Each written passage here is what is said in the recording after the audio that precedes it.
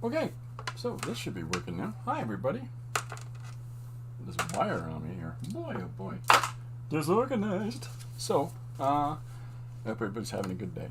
I know that I've been having a pretty productive morning, getting some stuff done, finishing a couple of big pieces of projects, and yeah, you know, that's always a good feeling when you come to some sort of conclusion on you know, something you've been working on, something that's been in progress for some time, and resolutions are really important in the process of creativity, because you're never going to grow and you're never going to move sort of along in that creative ladder that you've set yourself up to climb.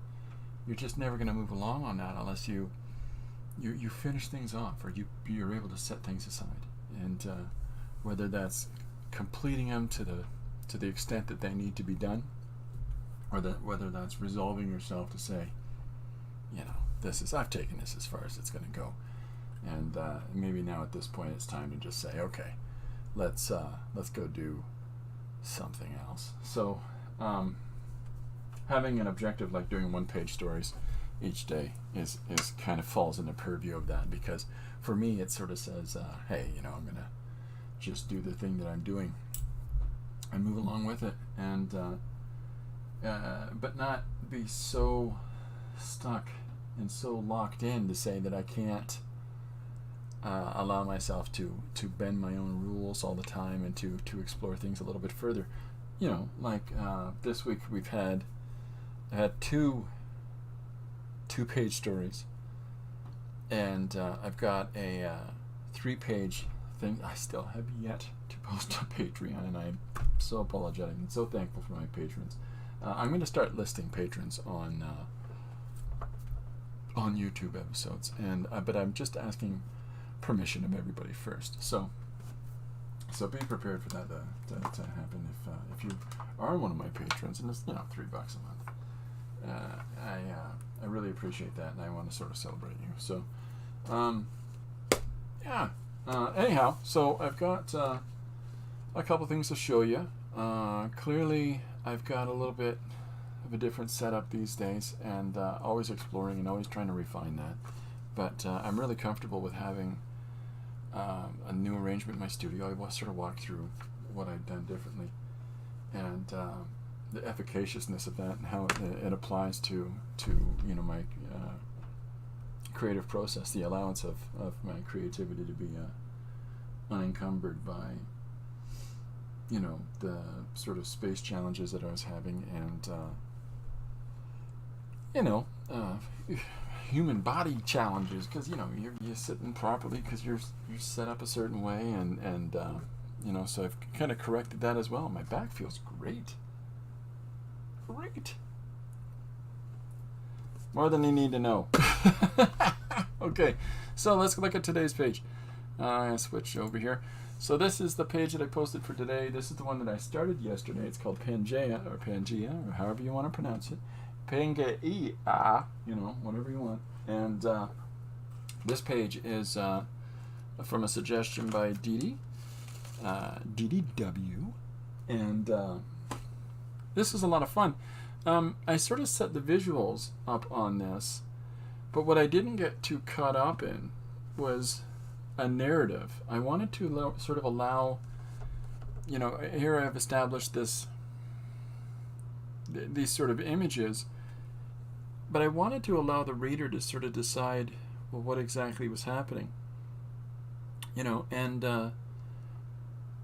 if I were to redo this, if I were to approach it again and put a textual story in it, the Pangea part would be at the top in the first panel, and then you know, because it works as an introduction point, and it really sets the whole context for everything that's happening, you know. So then when you see the map and you understand, okay, that's Pangea, mind you, with the size of the lettering and the place that it's located, you still get it, or at least I hope you do.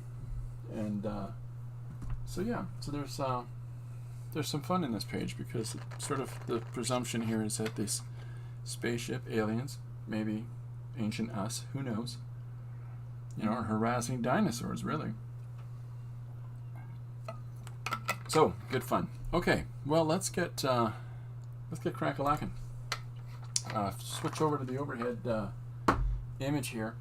And if anybody, as usual, if anybody has any story suggestions or word prompts that they want to throw at me, or just a fun idea that they think somebody should, you know, take a crack at, please, by all means, feel free to put that in the chat, in the comments on this video, or in the comments of any of the social media postings on Instagram, Facebook, or Patreon that I do of the daily pages. And we'll take a crack at them. Yeah, I showed some of the sketchbook business yesterday, and you know, somebody said, how much sketching do you do every day?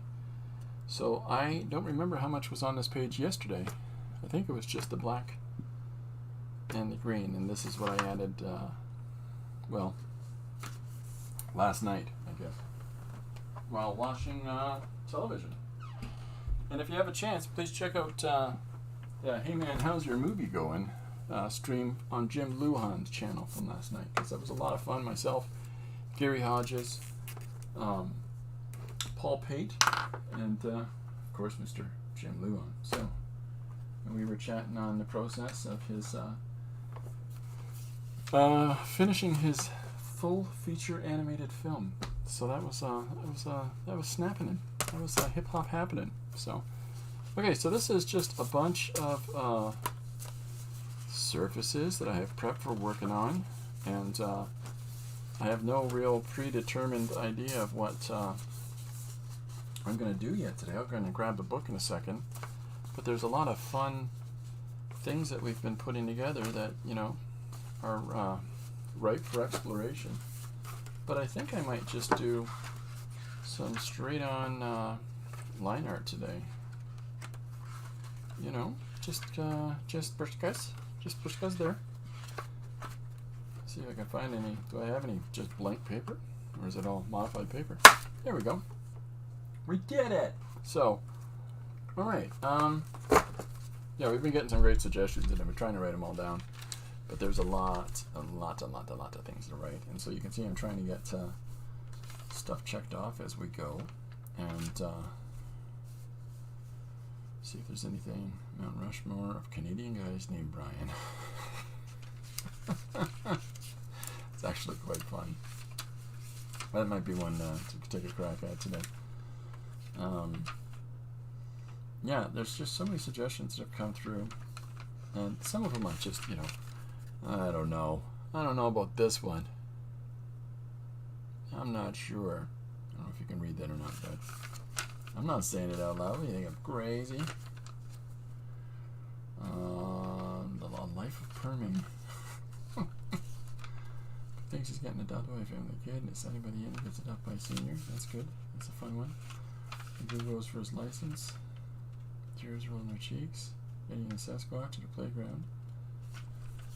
Oh, there's so many great late for the migration. That's a fun one too. I mean, there could be something in that. I don't know who suggested that, though. I didn't write down the person that suggested it. Oh, Christopher, come on. No Puerto Vallarta and chili. I love cheese. Tribute band to a tribute band. Yvonne says you're watching streamers too much. Mischievous cat stole a hot dog. Living dolls. Living dolls. That's kind of interesting and creepy at the same time. Bohemian Grove. Okay, there we go. I don't know. That sticks out for me. Bohemian Grove. I don't know who suggested it. I didn't write them down. I'm gonna assume it was Gary because his name is below. So we're gonna take a crack at that. So today's suggestion's Bohemian Grove, and I'll just put that in the chat so that if anybody asks, there it is.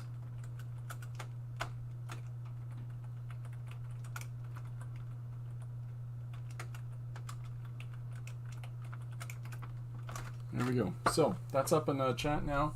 What to do with the Bohemian Grove? I don't know, man. Yeah. It's kind of a kooky one that just, accept on the fly. It's, but we'll see what we come up with on this one. I'll just have to find some kind of mark making tool by which to draw with. You would think that I would have had that prepared. Alright, so we've got the overhead going. I'll put the zoom on in a second. But if anybody has any questions, anybody has any suggestions, anybody has any existential dilemmas, I don't know, feel free to shout them out. But I don't know. I feel like drawing a kid. I was drawing kids for the Pangea page today, so I think I'll start there. I've gone to this portrait format from the landscape format that I did yesterday's page with. I don't know. There's no set rule for me anymore about which one I'm going to stick with. I can just as readily draw sideways if people would rather that. That's fine too. The difference between... Well, why don't we do that? Because, I've talked a lot about the progression of images on the page in a traditional way. Now, this is another thing I've been doing, is I keep a pad here with a whole bunch of, pieces of paper just for making notes, okay? And so I've talked an awful lot about how in the Western world, okay, all right, I'll show some examples. Here's the Western world. And Western comics, let's be specific. So we start in the upper left corner, right? The upper left, and then we move down to the bottom right. And so if depending on how many panels you have, it could be doing something as chaotic as that, or it could also just straight line, static image, somebody's face looking at you and saying, here's what happened. It's like the opening of the what's his name's Dune, David Lynch's Dune, where everybody's just talking heads for a little while. But the text and how we allocate the text on this page moves the viewer's eye. So each of these little circles here representing, or ovals here representing some amount of text in those balloons. That sequence of text makes us follow through the page, and it gives us a sense of time. Now, when you're doing it in a landscape, so this is called the portrait format, right? And then the only difference between these and the Eastern version for comics, which they call manga. They're not comics. Yes, they are. They're just called something different. So they start here and they move to here. It's literally the same principles, the same rules. So, it can move like so, as long as it ends up here. And then you move to the top of the next page and down, right? So, same principle, just flipped horizontally, okay? Now, the other approach that I take to stories, and this is what the new book is coming out in this format, is that in the last couple of years I've done, last year I did 385 landscape pages. So this is portrait and this is landscape. And, this one is upright and this one is across, side to side, vertical, horizontal, however you want to call these, whatever the title is. Riri says, yo, Christopher. Hey, yo, Riri. So, with the landscape format, the principle is still the same. Upper left, bottom right. The difference is how we go about doing it. Now, you can, in the portrait format, you can have pages that are vertical panels, okay? A number of vertical images. And so the viewer watches these, sees what's happening and understands it through this vertical perspective. Okay? It's just the same thing as, little boxes along like so. It's just a different pacing for your story because it's tall vertical panels. you still want to have the same principle of getting people from there to there. And then they move on to the next page and go from there to there on the next page. So you can do vertical panels, you can do these small square panels, you can do any combination of shapes on those panels. I've shown in the last few days a few examples of how different creators set up different page structures. Here's Stuart Immonen, and this is a portrait format book. So this is Stuart Immonen doing Star Wars. Star Wars. It's a bunch of films about a kid with a laser stick, and he likes to whine. So here's some of the artwork from that. Now, even though, like you can see here, like I showed you vertically, these tall thin panels, this is the same thing but horizontally. Horizontal thin panels. And it's a sequence of events that gets you from his face down to this black spot here, and we want to move people across each of these images like so. But it's a static panel shape. This one I'm trying to show. Okay, so here's another great example of there's no static panels on this page. It's serving the same purpose. We start in here and we get down to the spaghetti-o moment with the fist. But the panel shapes they're not uniform. You can see how this one has just a black frame of reference, okay, black frame around the edge. This one has this thick white line area, but then we come into something interesting down below where we cut into this panel is overlapping, but the shadow works into the shadow of this panel here. So there's no real break of line between the two. But this image is embossed and sits outside of the frame of reference for this panel. So, yeah, look at all the and then of course we've got another panel across the span. This panel, when you line it up, is not equal to the panel along above. You can see the spacing there on the side. So this variation of the panel just keeps, you know, the eye moving around. It allows for some nice diversity on the page. Riri says, really fantastic. Yeah, he's a fantastic artist. He does some pretty great stuff. Stuart Immonen I would easily say is got to be my favorite contemporary sequential storytelling. You know, and look at this work. He's really caught a hold of the films and the spirit and the feeling within there. So there's one page that just, holy guacamole, I'll show you it. It's right here. Look at this business. Now, this is a 2-page spread, and based on the principles that I've just talked to you about and this portrait layout, he's managed to take these 2 portrait layout pages to have the images move across that. So now it's like a large landscape page because of the 2 of them working together. The first image moves all the way across, so our eye is meant to start here, and it follows. Look at this. Boink, boink, boink. We follow these spaceships to this corner. Okay? And then we know we've got this panel that our eye leads to, the panel below it, which, if you see, here's a person. There they are jumping. This guy's running after him, which is, you know, Luke Skywalker, and then he's jumping.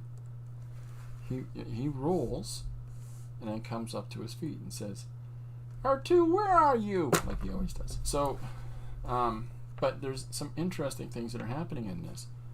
Big broad panel moves right to the exterior of the page. Okay, so just bleeds right out. And then we go into these double boxed lines around this panel. A slight indentation on this one so that it subversively tells your eye, oh, I got to move a little bit down into here. And then we go into this panel, which doesn't have a top on it. There's clear lines along the sides, right? And then we go into our standard, and then look over here as he's, again, there's no exterior outline on this panel. There is, it's really, really faint. He's just using it as a color field. And again, he's got Luke embossed over top of the other 2 panels. just to give a heightened sense of action because of the disruption of the panel. Has he always broken the rules in his renderings? I feel enablement coming on. Yeah, he's a fantastic example of contemporary storytelling and the ways that it can push. It can push how we tell dynamic stories today, and but he still does it within a structured system of foundational rules that are presented in classic guys like Bernard Kriegsman and Bernie Kriegsman. I'll show you something exciting from Bernie Kriegsman. Now this is a guy who this is from the 1950s, 60s, 40s, 50s, 60s. Okay, so there's the Stuart Immonen and stuff with all the broken panel arrangements. Now, Mr. Kriegsman, and then here's Bernie Kriegsman. There you go. Now, he has some really powerful storytelling here where he changes and shakes up a lot of conventions, but I'm going to show you some fun stuff he does. Here is find an example of, okay, more blessed to give. Molly and Stanley Talbot had been married a long time. So this is a piece of life, okay? Just a piece of life story. Lots of text to really bring us into the story. And then we start getting into these static panels, right? And it sort of, this whole story sort of follows that rule of text above, static panel below.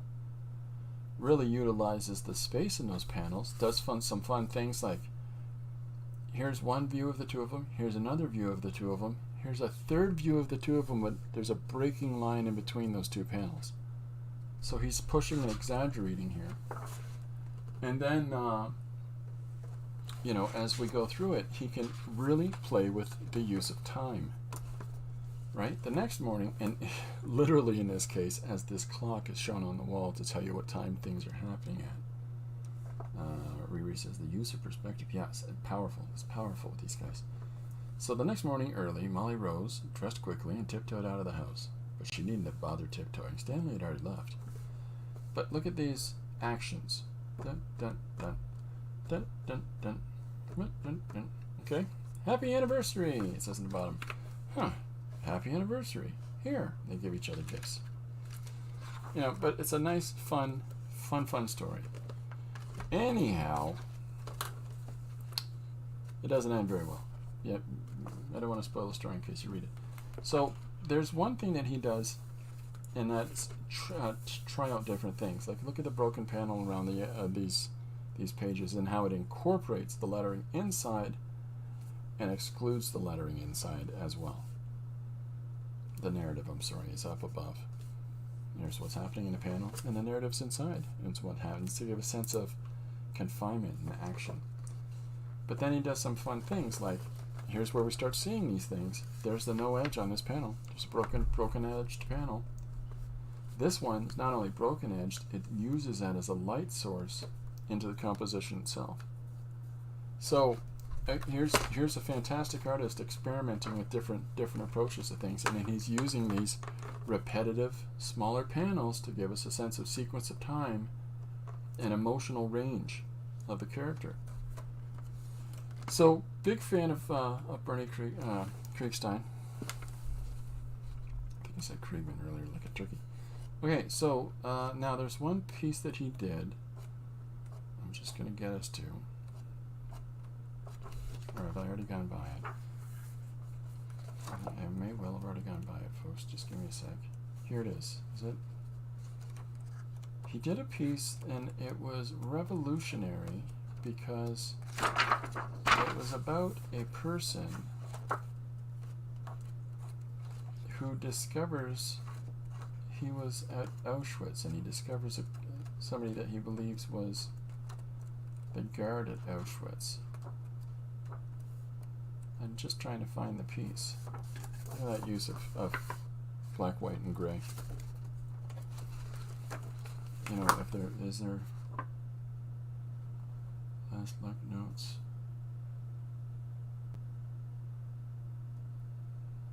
Trying to see if it's in here. Or I've just teased you for nothing. But look at the difference in style. There's a very simplistic line. There's no blacks, no heavy filled blacks in here. He's using color fields to show you the difference, the separation of the planes. You know, they're solid. There's some solid blacks in there. So he's trying different things out in different panels.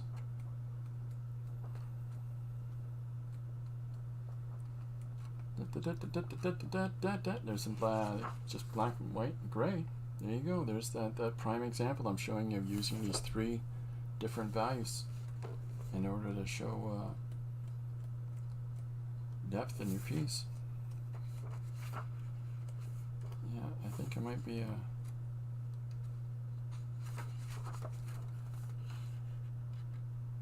Oh, this is another one where a guy's getting chased by the police. That's what this one is. I think I might have confused that for the subway one, and I have that in a separate book.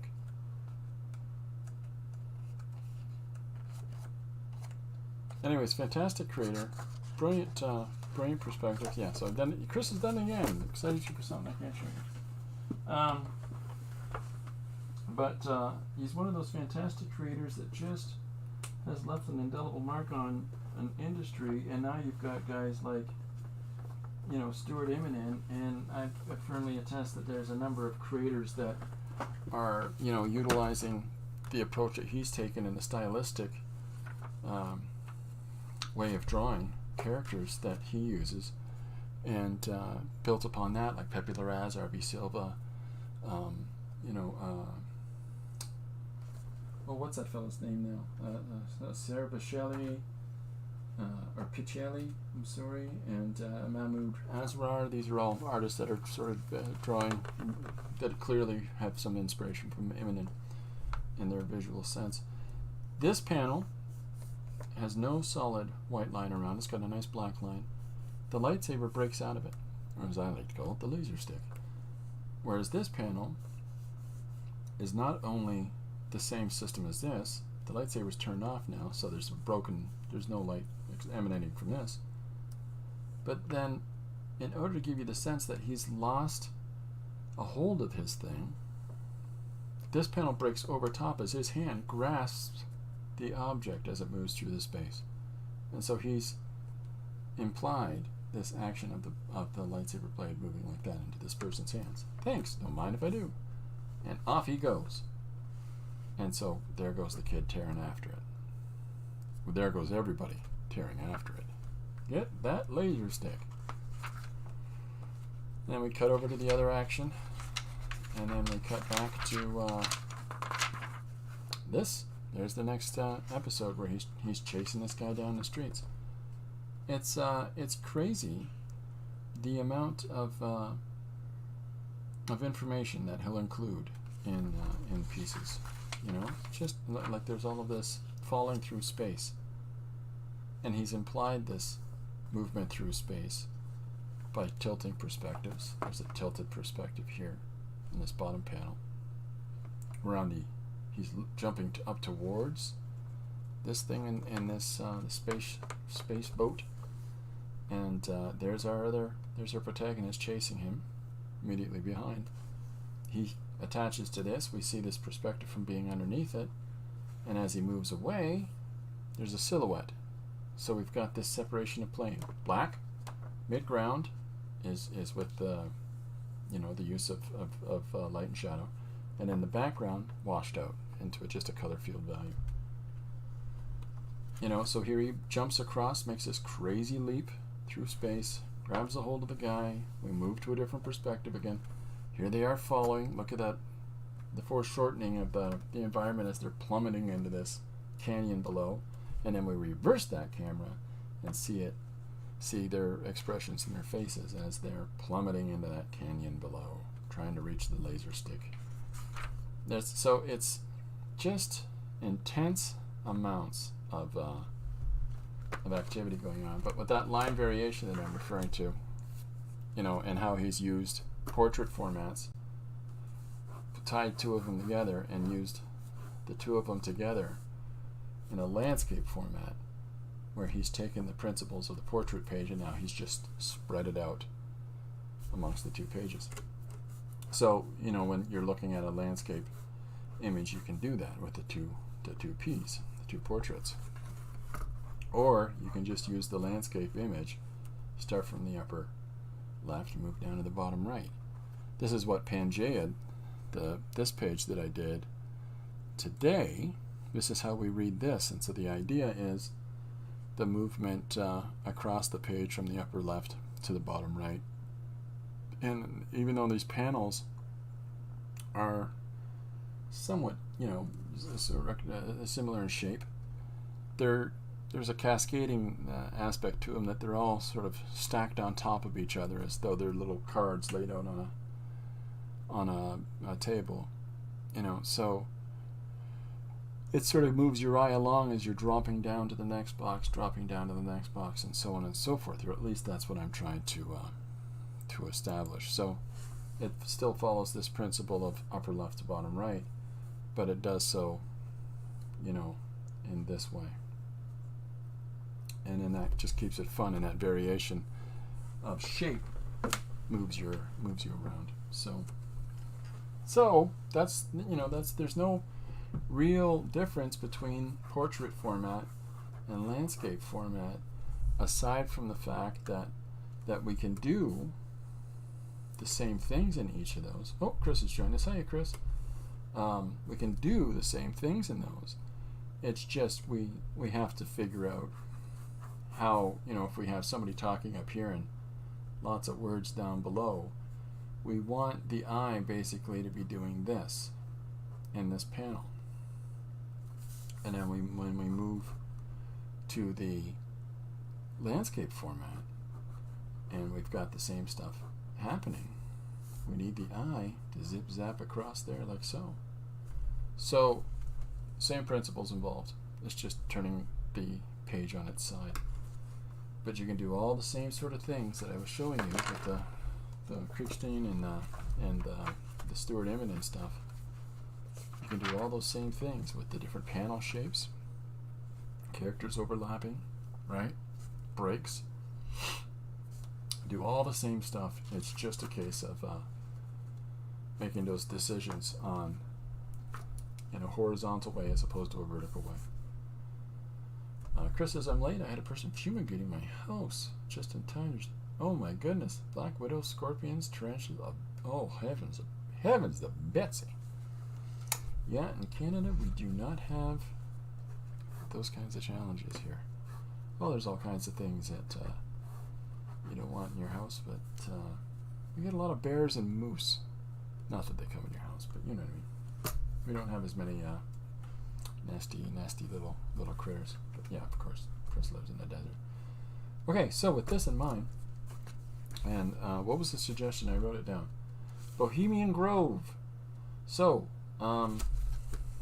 okay, there's a couple different ways that we can look at Bohemian Grove. Now, there's Bohemian Grove as, this is cited in a stream here that we had where we were talking about conspiracy ideas. And in talking about conspiracy ideas, we made a big list of conspiracies in order to explore as story elements. And people were just throwing them at me: Sasquatches, chickens, conspiracy chickens, and this Bohemian Grove is one of them. So we can either stick hard and fast to that as a story point. We can either stick hard and fast to that as the direction of our story, or we can take a look at the two words, Bohemian and Grove, misspelled as groovy. Anyways, so Riri has to do the same every 3 months. We have black widows, brown recluse, biting, other stuff. Oh my goodness, boy, oh boy. Yeah, it's rough. All these little things that are out to get us, they don't have any idea. Hey, look at you, you giant sandwich, they say. Zap! Okay, so, Bohemian Grove. There's a couple different ways we can look at this. We can look at it as straightforward, like I just said. Try to do some sort of expose on, the Bohemian Grove conspiracy theory there. And that's one way we can do it, and try to showcase the things that are happening that other people deny are happening, and other people will say are absolute truths, you know. Or we can just play with the idea of the Bohemian Grove in a typical Chris way of being a silly person. So let's try some of that. But just before I get cracking, let me encourage everybody one more time, if you get the opportunity, to check out Jim Lujan has posted the trailer on his YouTube channel for his new film, and it is a fantastic trailer. It really, really is. It's absolutely incredible. Now he's written and illustrated the whole thing and done all the music for it, but he's also edited the whole thing together. And there's little things that happen in the editing of that are just incredible. Like there's a moment where the camera pivots to a new scene, and just as the bass line kicks in, and ba-doom, ba-doom, ba-doom, and of course there's a guy playing the bass in the cut clip, and so it looks like it's completely meant to be, and it's just great stuff. Okay, so we're just going with the Inspirato for the moment. So I want to draw a kid again. I had a lot of fun doing silly childlikes, you know, guys hunting dinosaurs in the Pangea page today. So I want to play with drawing those childlike little faces just a little bit more, and then we're going to I'm going to play with the panel shapes again today. So there's bugs or less occasionally appear. It's called in Mexico the violinist spider, a very dangerous one. Violinist. Oh my goodness. It comes at you with 8 legs. Well, 6 legs, because the other 2 are going. Anyways, it has its own theme music. Spiders. What do they get up to, huh? Alright, so I'm going to draw. Now, is the green. Let's pop in on the zoom. I think you should be able to see the green a little clearer. Yeah, there we go. So I've popped in on the zoom. We're working on this horizontal format, this landscape format today. And our suggestion is Bohemian Grove. So let's start right off by having this kid shouting at the reader. When I include kids, oftentimes in stories, especially if they're narrators, for whatever reason, I have them being silly and yelling at the reader. Just you know, I don't know if you've ever had the opportunity to sit down and be told a tale by kids, but they're either going to tell you really quietly or really loud and animated. There's no middle ground, really. Riri says, Christopher, although vicious, they can humor our musical bent. There you go. There you go. Tricky spiders, huh? Alright, so I'm going to draw this kid screaming at the top of his lungs, so we get his mouth open wide and spread out here. Of course, there's lots of scorpions out now. I just get terrified by bugs like these. There's a state here in Mexico that has the biggest number of scorpions in the country, Durango. Note to self, don't go to Durango. People make candy out of scorpions, lollipops, etc. Yeah, well, alright. Boy, there's got to be better, easier ways to get candy than looking after scorpions. You know what, fella? I'm gonna make a sucker out of you. Alright, so here's our first kid carrying on. Ew, Riri says. One of our daughters went to China. She went there for a summer on an exchange program, and she said the wild assortment of things that people will eat in China were just she was completely unprepared for. She had no real idea of what you could eat, what you could make something out of. But different places, different cultures, different provisions. Really, I'm sure if you got a lot of scorpions around you, you're gonna find some way to make some food out of it. Somebody in the past thought, well, better than starving in the desert, I'm gonna eat this sucker. Disgusted to see those in candies and similar things. Yeah.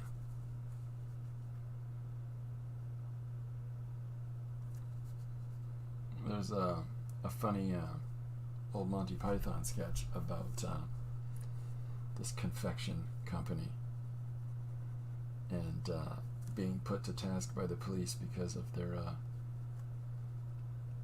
product line and what's inside this box of treats. And one of the candies in this confection box is called Crunchy Frog. Just, so you know where that's going. Well, ladies and gentlemen, Mr. Jim Lujan has joined us. Just talking about everybody going to check out your trailer, Jim. Oh, nice. Great trailer, Jim. That's what they're all going to say. Really well done. But in a much nicer way than I just said it. Crunchy Frog. Yeah, the sketch is funny because it's a whole bunch of things that you don't want to eat, like spring-loaded mechanisms that the moment you bite into them, they explode, and just silly business. But the police made one of the constables sample all of the treats before before they came, just to make sure that if this was all just packaging.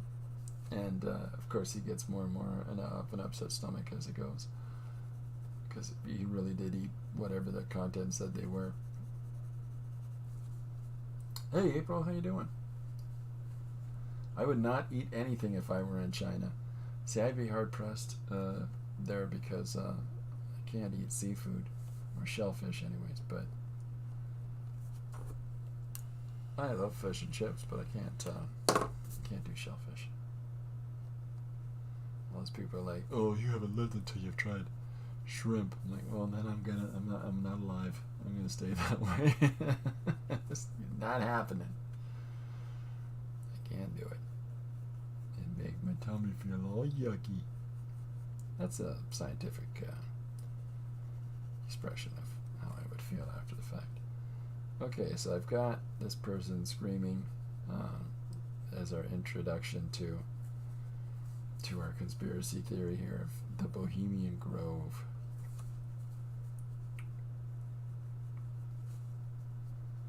So, yeah, we're going to have some fun with it. Chris says, I got intoxicated.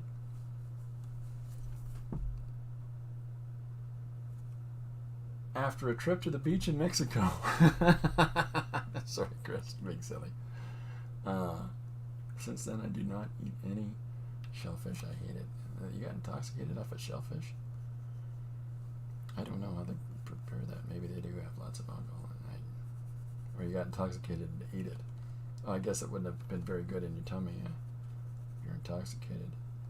Shellfish in, shellfish out.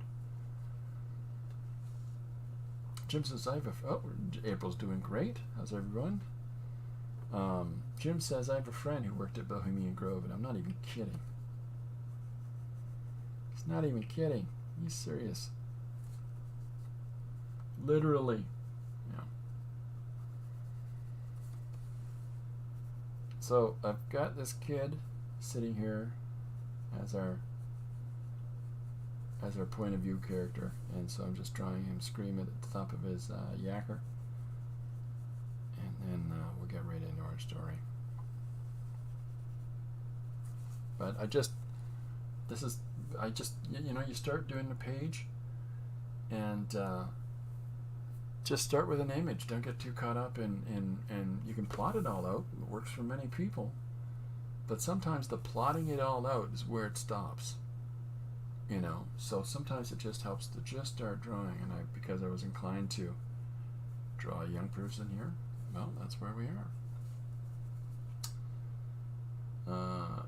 Chris says the in and out with a shellfish. The out was 3 days. Ugh. Boy, oh boy. Riri saying hi to April. April saying, Otto's the devil. Yeah, he's a Czechoslovakian Otto. Otto Czech? Yeah.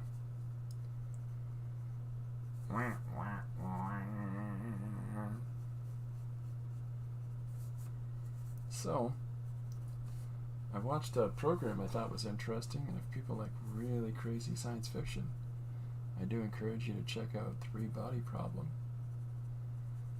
It's a really weird sounding title, but it's a really interesting shoe. I've watched both the original and the American version of it, and there's a lot of wonderful differences between the two.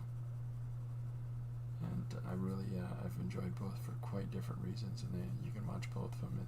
Well, it's you have a consistent sense of deja vu because there's the overlap, the same plots based on their adaptation of the book, but at the same time, there's so many cultural differences and decisions that they make about the storytelling that it still feels like two very different projects. So,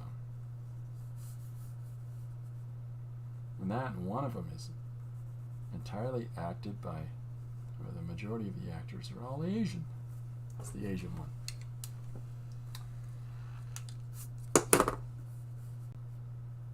For the life of me, I cannot remember it. So I watched that first, and then I thought that the North American adaptation, which I didn't know existed, by the way, was just as nice, which is good in a completely different way. Okay, so here's our young boy, his arms crossed. Hey! Yeah. Uh-oh. Riri had a similar experience with the shrimp. Not good news.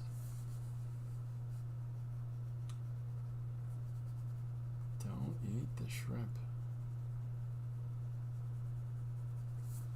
Okay, so we got our kid coming through.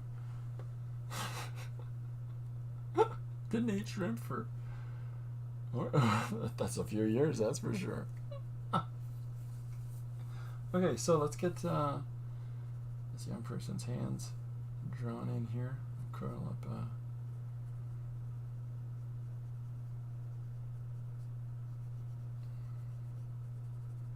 There we go. That's my eraser sound.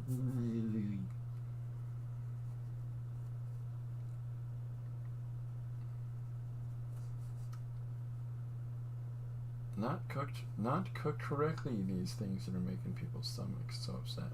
If your entire livelihood is based on shrimp, we're not picking on your industry. We're just saying the people in the stream have had a bad experience, and the person who's talking and yakking in the stream is too scared to even have one. Yeah, so. Oh, similar. Not a pretty picture. Yuck. Yeah, yuck. I was 18 in the Hamptons. City kind of scream shouting, bellyache? Yeah, I'm channeling your story. Channeling your story, gang. He's shouting, I got the diarrhea. Real experience. I went to pick up the grandkids at the school. That when they went to a school nearby our house here one afternoon, and there was a kid sitting in the hallway complaining about having diarrhea. Anybody that came remotely close to it was like, I don't know why you're telling me, kid. I can't help you there, fella. I got the diarrhea. That's how you're sitting in the hall. I don't know.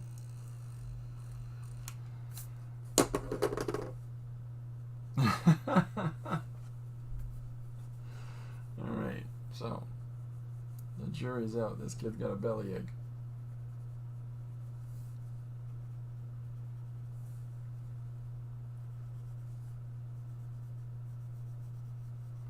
So we'll just get his legs crossed here. And so as I'm drawing this young fella, I'm not going to put a border around them. We're gonna play with a different approach. No, Riri, you was 8. These peeps in here can't do math. Shh, don't tell. Numbers is hard. There's always a secret thing that I tell people that some of them just don't want to hear. And in art, I'm sorry for this, but you unconsciously do a lot of math. Whether you're conscious of that fact or not, there's a lot of math that tends to get done in work. Spatial relationships, folks. Gets them every time. Oh boy.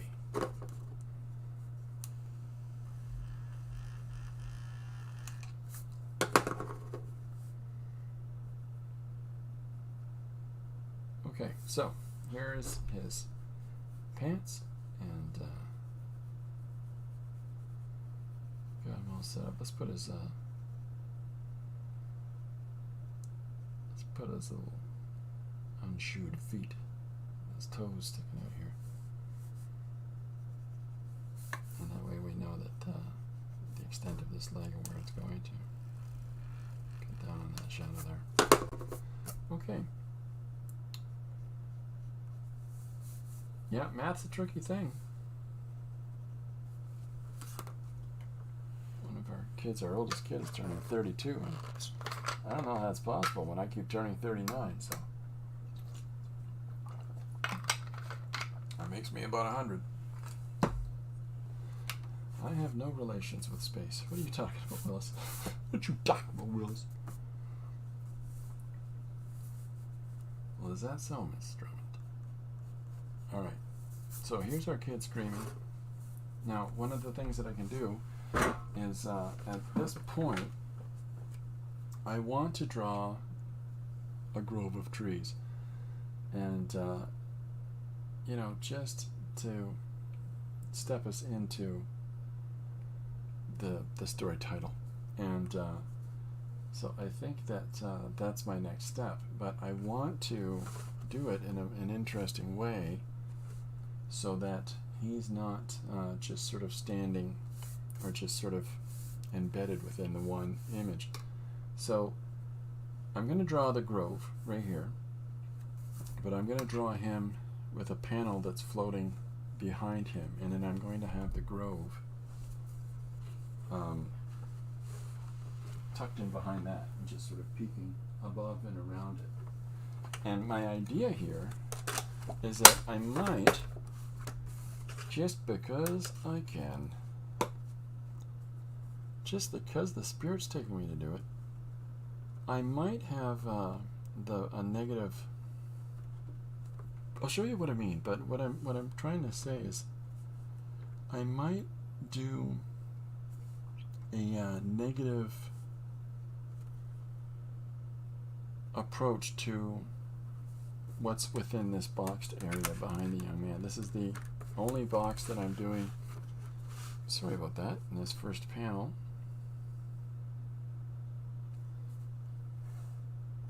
So I'm not going to do a big framing box all the way around him. We're just doing this nice little tight one there. What do we got? 1 and 3. 1 and 3. And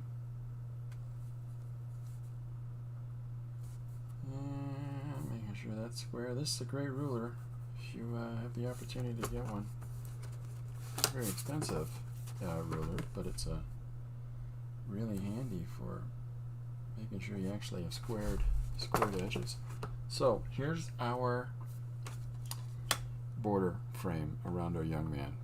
Fairly faint, but that's because I don't want to have it too intense. April says, Jim, I enjoyed your show. Nice. Okay, so I'm going to draw in a grove of trees just to continue in the presentation of our ideas here. But what I'm doing here is I'm going to draw them in, you know, regular positive approach to drawing them and a negative approach to drawing them by separating it with this and utilizing this little panel. So the shape language that I'm putting down with these dark marks here to represent the trees, I'm going to have to do the opposite of that within this frame right here. My newer schedule for the last part of the term, says Chris, will give me Wednesdays free, so I'll be here. Oh, that's so nice of you. Preparing my materials for next week now as I watch. Oh, super cool. Well, why don't we do next Wednesday? Chris, is the day that we do a stream together. It will make all the children laugh. Okay, so here's what I was referring to with this space. So I've started drawing in this tree around here, okay? Just using some shapes and some... Okay, next Wednesday, Chris and I are going to do a stream together. And we can link it up to both of our channels, I think, Chris. So now what I'm doing in this image is, instead of putting the marks in for, you know, the actual foliage of the tree, I'm putting it in a negative way, and I'm representing the tree in white and putting marks around it like so. And I'm debating right now, and we'll answer this after, of whether or not I fill this in with the dark value as well.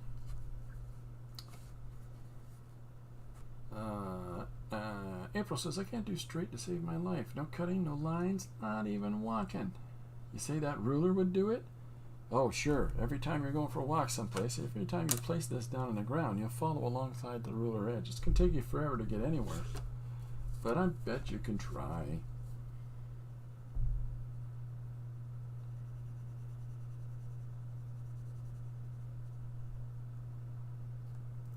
So this is the same approach to mark making as I was doing over here, just the opposite of it. So rather than drawing the leaves and the branches, I'm drawing the voids in between, the sunlight peeking through.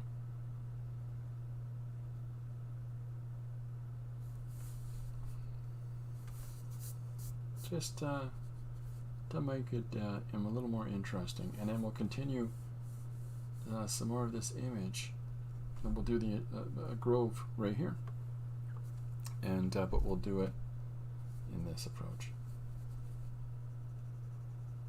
How much people get out of that, some silly little thing like this, I don't know. But I'm just always trying different things, just trying to have some fun and explore creative problem solving, you know. I don't know if I've ever seen this done. You've seen characters that are like half painted white, half painted black, but you know. Chris will be with Miriam tomorrow, 12 p.m. EST, 11 a.m. Central, 10 a.m. Mountain Time. That's super cool. I don't know if I will be back from the Good Friday service, but I will pop in and say hello as soon as I can.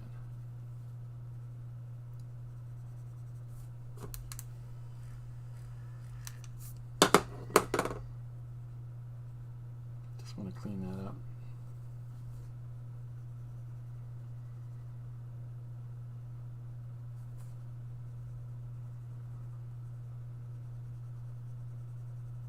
And we'll put down the trunk of that tree. So now when we move over to the opposite side, Chris says we're going to make Easter baskets. She produces and directs that show. There you go.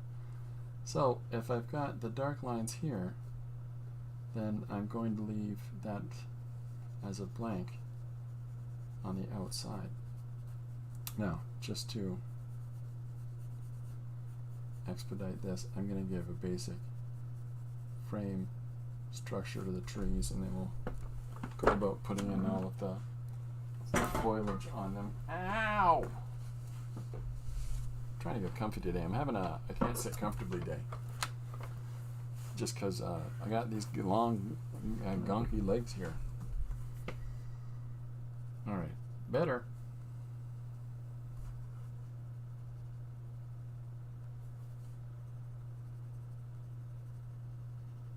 So I'm just putting in these leaves here. And I'm playing on where the light is outside of the internal square. That was me kicking my recycling bin here in my studio. That clank sound, by the way.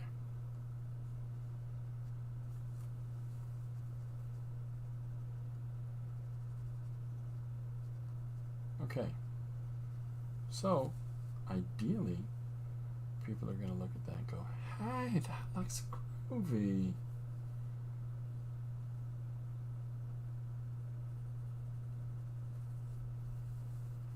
Grovy? Anyways. What's Miriam's handle I want to watch? Miriam might pop in here today. April. Art Curious by MRW.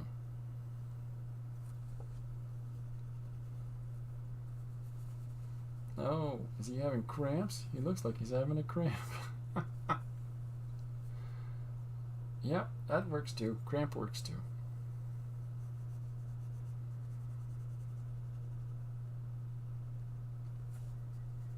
So, positive and negative. That's all we're trying out here.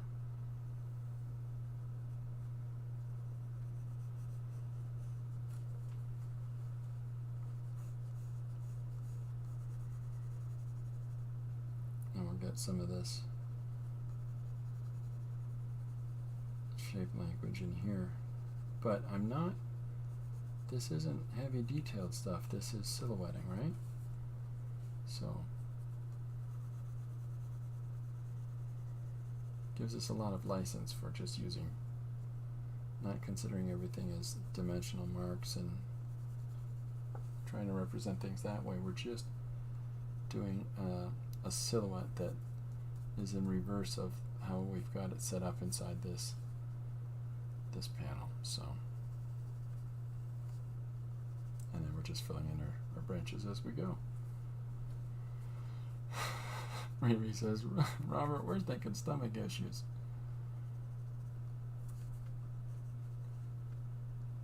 He's got tennis elbow. Ouch! I have the tennis elbow. That's me doing an impression of them.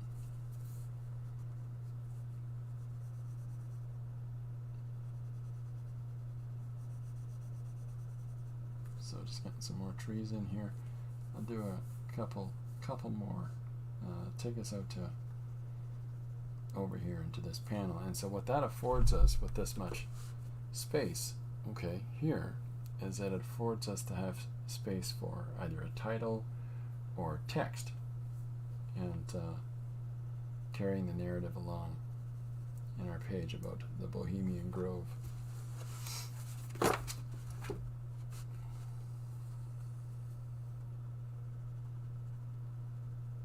So I'll just get some more trees here and then we'll keep going. Riri says this needs a shrimp in here somewhere. That's not very nice. Like, I mean, like a short person dancing around a tree, kind of like a Stonehenge situation.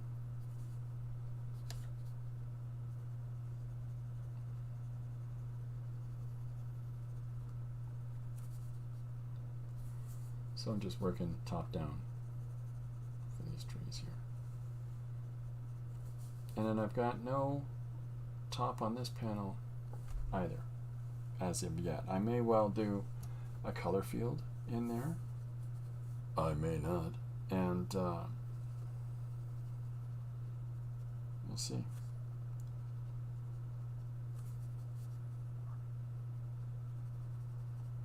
Ideally, I want to get some kind of representation of a grove of trees.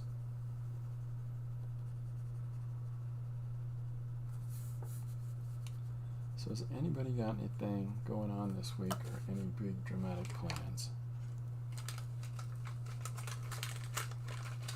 Who needs an? I need an excuse.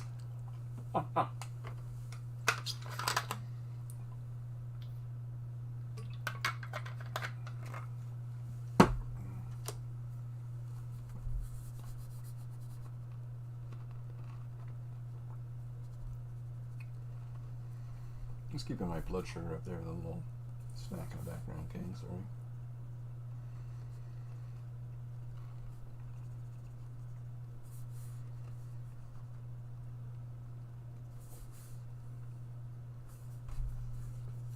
So we're putting our grove in. We've got our narrator chosen as this young person.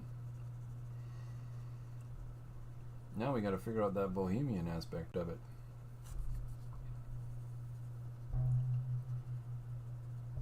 Based on the way I approach pages in the back, has anybody got an idea? Does anybody have an idea of what I'm going to do with the bohemian aspect of this page?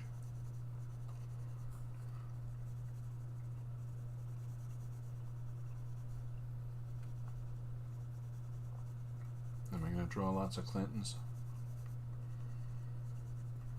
Frolicking? Frolicking? We have subliminally affected Krista.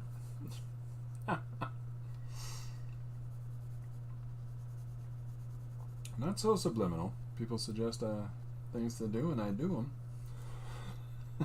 It's not necessarily subliminal. Unless your suggestions are, I believe you're going to want to do this now, Christopher. Now follow my finger, and then you tell me what the suggestion is.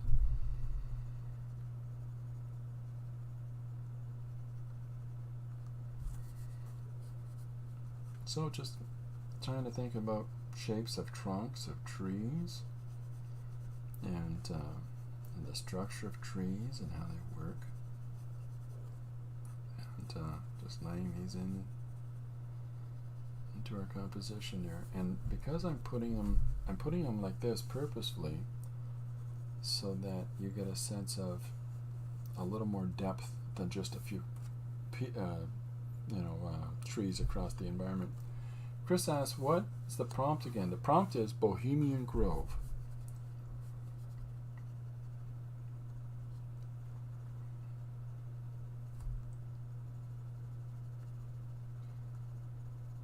The Bohemian Grove. And that prompt came, I believe, from Gary Hodges. From our big conspiracy stream that we did way back. It's just another stream, but I asked what's people's favorite conspiracies, and then, whoa, that list was dense. Very thick. I wrote them all down. We've been trying to get them done as we go.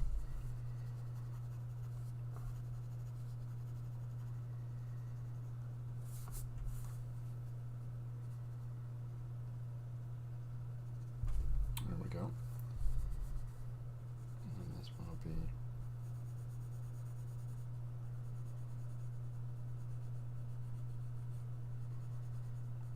foreground, and I'm trying to somewhat mirror what's happening over here, so I'll put some shadow across the trees here.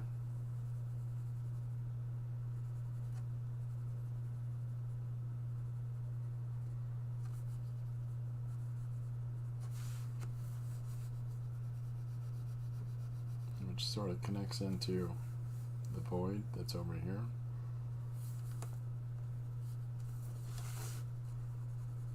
So hopefully this is looking like a somewhat representational tree line here. In my head it makes sense, but that doesn't necessarily mean it does in the readers. And that is optimally what we're striving for, so doing this kind of thing.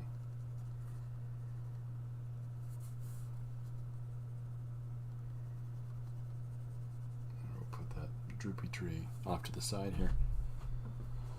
Oh, Mr. Paul Page joined us. Chris says, yes, conspiracy. I can't suggest what I'm thinking. Oh my goodness. cauliflower, isn't it? You're thinking, look at that field of cauliflower. That kid does not want to eat cauliflower. Mr. Paul Page joined us. Looking good. Such a plain white surface. Bit of a departure. Oh, don't worry, buddy. I'm going to mess it right up. Well, I draw like that all the time. So some of these pages, I'll show you some fun of the sun, folks.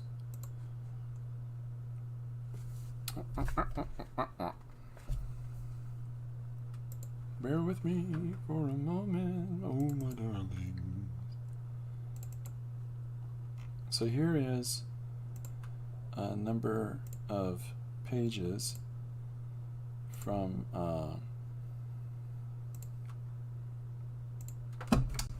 upcoming exciting announcement and release. This is some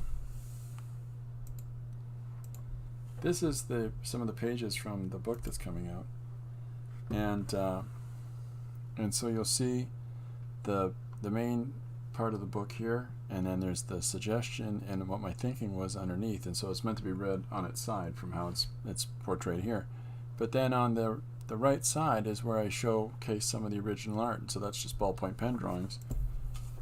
Whereas this is mixed media approach to crafting these images that are in the panels on this story here, and then this is drawn in marker for Hercules. He's here to save us. Yeah, and then this is drawn in green pencil like I'm working with now. So it's not that I don't. It's a too great a departure. It's not that I don't work this way. It's just that more often than not, I'm doing, more mixed media stuff, I think, maybe. But I'm continuously sketching in my sketchbooks, and that's just whatever colored pen I'm holding in my hands at the moment. So, but it is still relatively just line art drawings. So.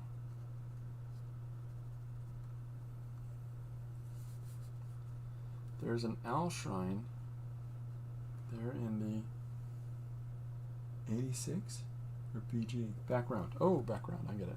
I'm not good at LOL. Lots of love,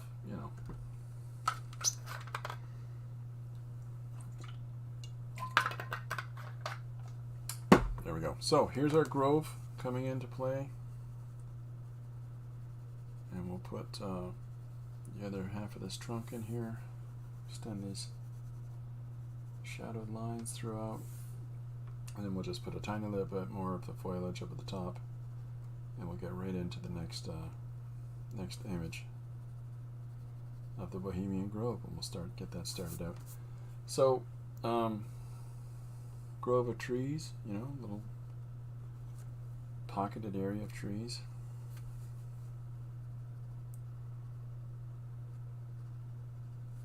That the conspiracy suggests that all the fancy people in the world meet at the Bohemian Grove and plot class capitalism, corruption of the individual right in order to, build up and support the capital industrial complex.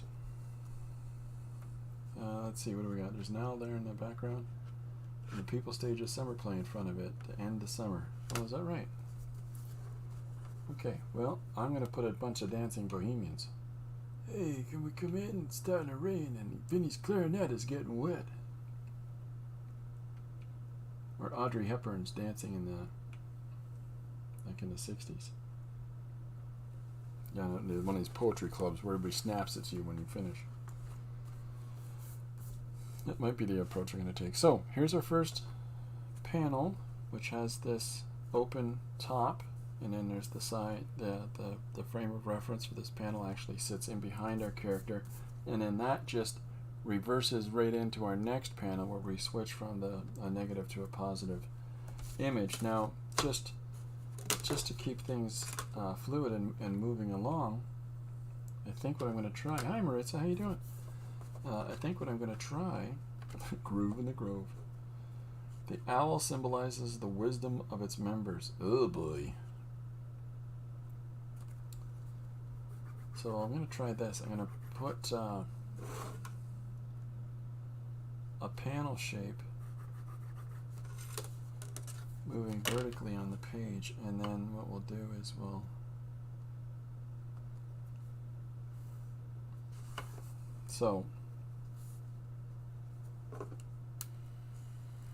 play with this just a little bit.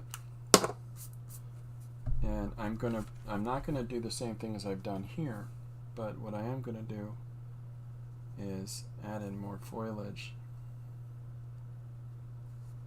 But because I'm putting a couple of bits of it along the edge of this panel, implying that maybe there's more trees in behind there.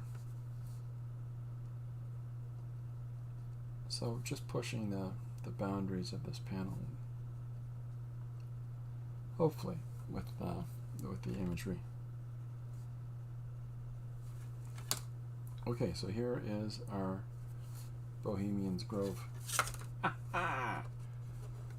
It symbolizes the wisdom of its members. Uh-oh. Not if it's the people I think it is. Yeah.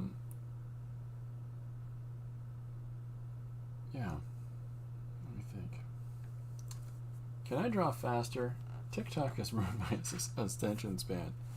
I can talk faster if you really want me to. I get to speak like this. Does that give you a sense of me moving it along? Alright, so, yeah, we'll draw, at this point here, what I'm going to do is I'm going to put another tree here, but we'll break the panel and keep this recurring shape breaks that we've been establishing here. So what I'll do now is that I'm going to use this hard line edge, like so, okay, which makes this kind of an unofficial panel break. 1, 2, 3 panels now, and then what I'll do is that I'll start to put in our another tree, and continuing this motif over, and I'm gonna have some people hiding behind said tree. That is my plan. So we'll just get some of the bark pattern in here, and then we're gonna silhouette it right out. But first I want to get some line shape in here just to help to understand it's a tree. I know that the shape should tell people that, but we want to help them along. We want to be a people helper. Hey, what is that, a potato? Yes, it's a potato. Chris says Reagan, Nixon, Oppenheimer, Hoover were members. Well, see, that's exactly what I'm talking about. Crazy goofballs.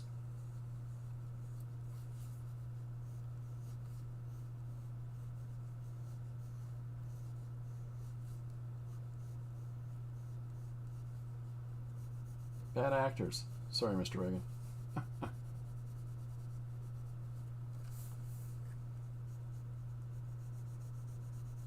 Okay, so I've pushed some shadows into our tree to just emphasize, or as I like to call it, emphasize the tree and the depth of it.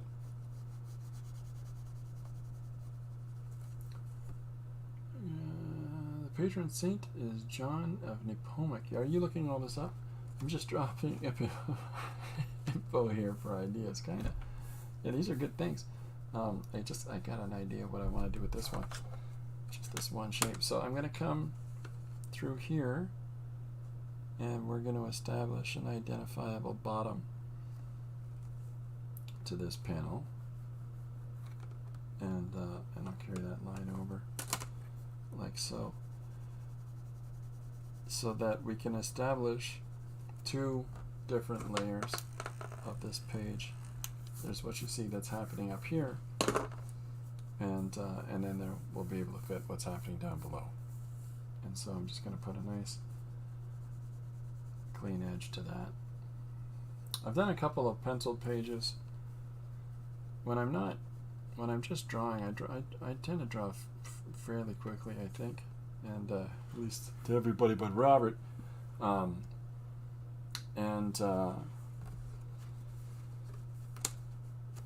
I want to get down a whole bunch of these notions here. So I've got the forest coming in, and I'll put in a whole load of the foliage draping about in the environment here, okay? And then we'll put, in order to break up this side of this image for this panel, I'm going to put a second tree there. And then that affords us a little more space here for one more action, okay, on this layer. So this tree is going to have some branches coming off of it as well, and they divide off into the side, and then this will be moving upwards like so. It's just diminishing shapes, similar shapes to make up tree branches. It's just they diminish as they space out from the base. So okay, so we've got now the two trees are entwining and creating this canopy. And so in here I'm going to draw more trees in the background, but I'm going to have bohemians peeking up from behind the trees, go, "Hey man, what's happening, you crazy cats?" So, the John of Nepomuk was silenced by a Bohemian monarch because he would not disclose the confessional secrets of the queen. There's a statue of a man with the index, with his, is that his index finger covering his lips? Which is universal language for shh, quiet. He's shushing people in that woods. Keep it down in those woods, folks. Shushing them. Alright, so just putting in some more of this textural information for the trees.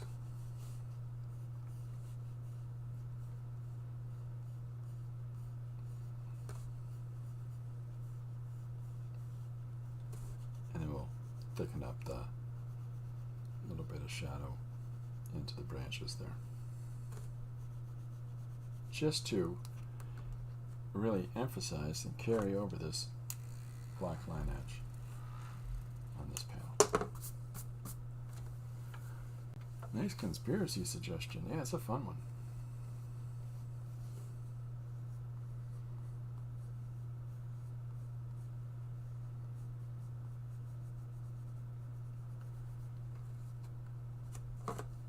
Did you know they had an Elvis impersonator at his daughter's funeral? And a lot of people are suggesting that, well, I'll tell you what there, buddy, that might be the real king of rock and roll. Okay, so now I'm just putting in, similar shapes to what we've already done here, and putting those leaves throughout here to establish this canopy. And to leave little spaces, little peak areas like so, for where the light jumps through. If we were to color this, we would leave those spaces through.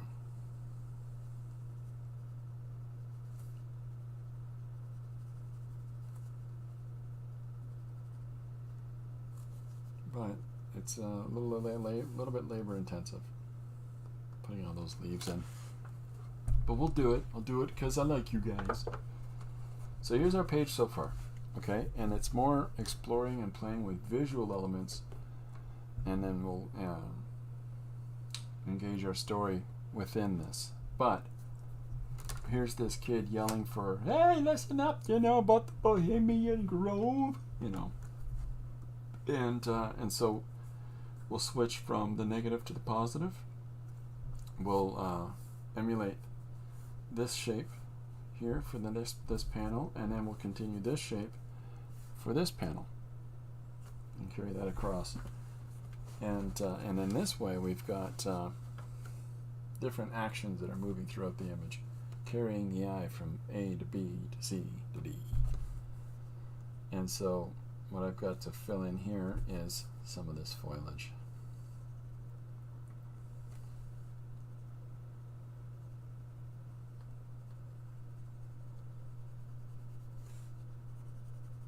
which I'll do, but you know. I agree, Robert Met. Christopher needs to accommodate for our pea brains by drawing faster. I'm doing my best. I'm doing my best. Why are you guys always yelling at me?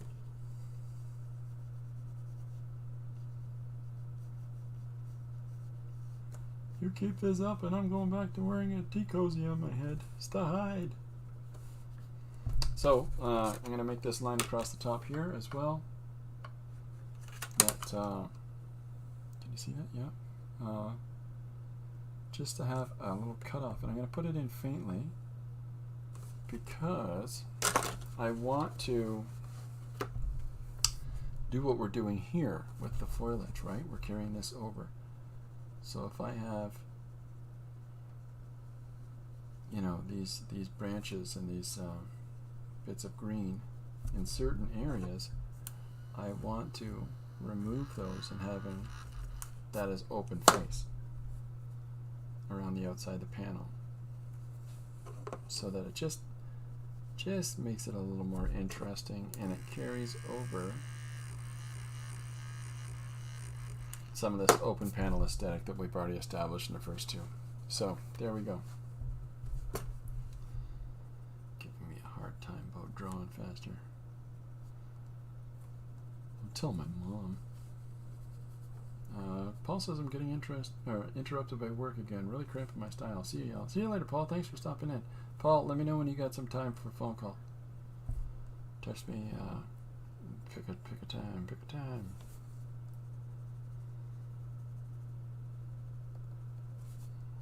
Although, bearing in mind, everyone, I don't know what day it is again. Alright, so here's our grove going in. And I'm just really concerning myself about this outside edge, and then we'll fill in more foliage as we go. But I want to get to our characters along the bottom here.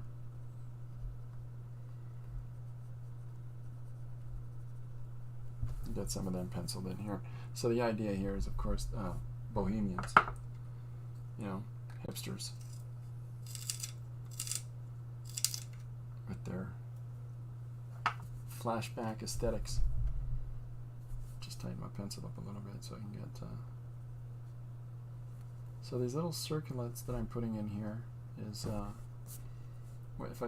if I go through and I fill in all this foliage like so, the circled areas, these little shapes, this is me telling myself, they're very faint and I'm sorry for that, this is me telling myself this is where the light's peeking through.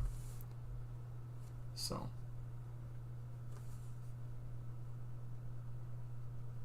and then I've got this trace line here for showing the extent of the foliage and the different values that I can now put through it. Darker values for the underside of leaves, lighter values suggesting, you know, the light applicable green on top.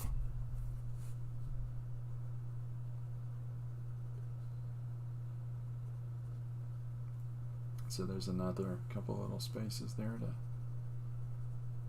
clear out.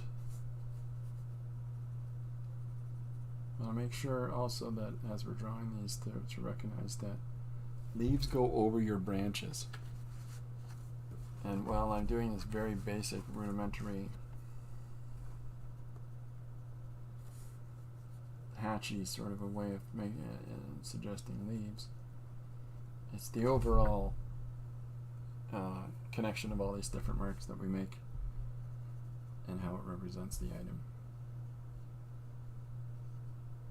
You know, other people can sit down and just draw a perfect maple leaf and replicate it all over the place. That works too. Alright, so here's the top of the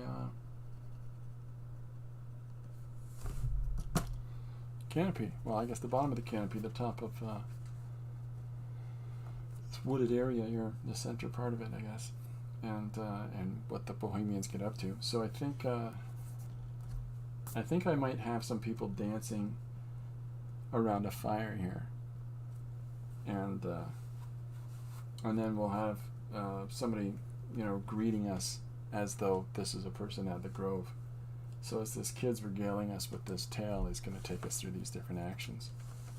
But I'm feeling pretty good about where we're rolling on this, you know, it's the feel good hit of the summer.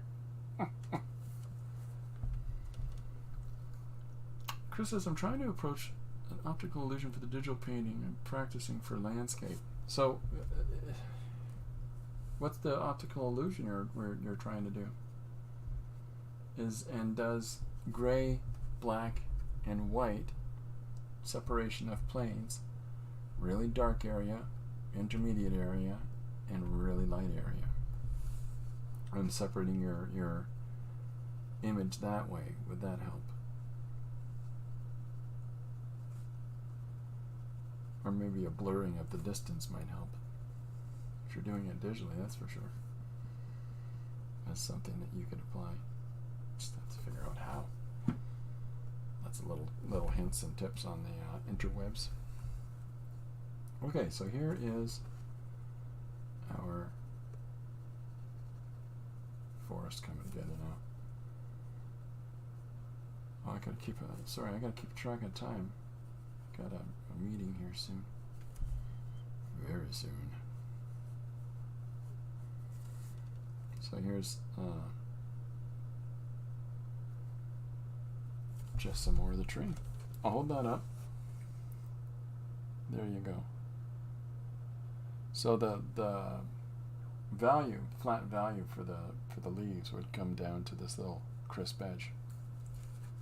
And then the circles and shapes that are inside of these leaves is where the sun is going to peek through. So, all part of my very, very cunning plan. Look forward to seeing your digital, more of your digital drawings, Chris. They're very good. If you get a chance, folks, go to talk to Chris on their Instagram or Facebook or whatever they got going on. Look up their name, and Chris Cloy. Probably mispronounced that. But, you know, la-da-da-da-da. It's a lot of repetitive stuff. So, this is, I'll pull back out. We'll see the progression that we're making on the page overall. So we've got, whoops-a-daisy. We've got our first image, which runs to this extent, and the square back behind him. I'm not going to do it dark because I like the light to dark motif there, light to dark. So here's the young person who's our narrator carrying on. Here his example of the location. Here we're tightening in on what might be going on inside, and then we'll get more specifically into engaging with the characters that are within it. But this is the start of today's page, and I'll get this scanned, and I might very well stream later tonight, and you know, as I'm coloring this digitally, if people are interested in that, just let me know. Put it in the comments, or you know, if you got, or DM me if you've got any specific questions or thoughts, and of course the same always applies for making suggestions or telling me ideas or 3-word prompts or whatever it is you like, and I'll try to do those as stories. Today's suggestion is Bohemian Grove. Bohemian Grove. It's full of jazz musicians. Anyways, okay, I think I might wrap it up today because I gotta get back to it. I've talked about this at the start of the week. I got some big projects that I'm undertaking, and I got to get back to those. So, thank you very much, everybody, for coming and hanging out. I really appreciate it. And yeah, as usual, if you got suggestions, you got ideas that you want to talk about, let me know, and we'll see what we can do with those. If you've got work that you yourself are doing that you want to share, and you know, get out in front of more eyes and stuff like that. Let us know how to reach you in the comments below the video here. And yeah, it's all about just having fun and exploring and trying different ways to tell stories visually, and then of course textually as well. and the incorporation of those two elements together to make a more rounded form of communication on its own. So that's about it for me. I will definitely be back tomorrow. I promise, always Thursdays at 2 p.m. EST. And I may well have a guest that's joining me. Just waiting to hear a phone call back about that. Next Wednesday, Chris Coulier will be joining me here on the stream as well. So keep an eye out for that. In the meantime, I'm going to say ciao for now to everybody here. And if you get an opportunity, please go and check out Jim Luan's trailer for his Solo Man animated feature-length film that he is making. It's a 90-minute film, folks. That's no short amount of time. Okay. David, you want to be a guest? Okay, we will plan for David to be a guest as well. Or Robert has asked to be a guest. There we go. Yeah, by all means. It'd be a fun guest to have on here as well. So, yeah, let's figure that out. Okay, thanks very much, everybody. I'll see you tomorrow, 2 p.m. EST. In the meantime, behave yourselves. Or don't, but have fun creating. Okay, bye for now.